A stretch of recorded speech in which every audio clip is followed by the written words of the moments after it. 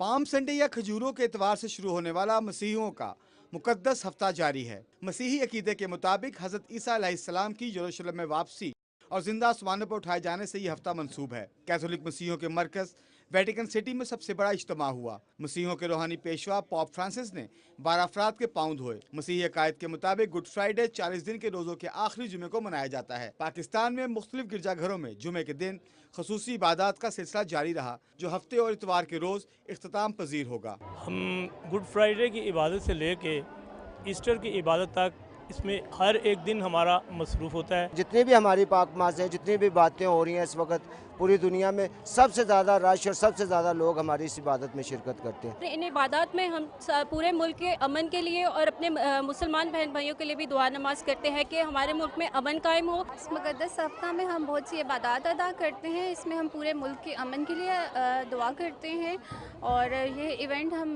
Celebrate करते हैं। इस मौके पर खसूसी इबादत का इंतजाम किया गया और हज़रत ईसा अलैहिस्सलाम की तालीमात से मुतल्लिक खसूसी तकरीबात भी मुनक्किद हुई। इबादत में आलमी अमन और पाकिस्तान की तरक्की और खुशहाली के लिए खसूसी दुआएं भी की गईं। दुनिया भर की तरह पाकिस्तान के मसीहियों ने भी मुकद्दस हफ्ते का आगाज़ इतवार के रोज़ से किया था, जो कि ईस्टर तक जारी रहेगा। आज गुड फ्राइडे के हवाले से होने वाली इबादत में मसीहियों की बड़ी तादाद ने शिरकत की। नमूद मुस्लिम, पाकिस्तान टेलीविज़न न्यूज़, इस्लामाबाद।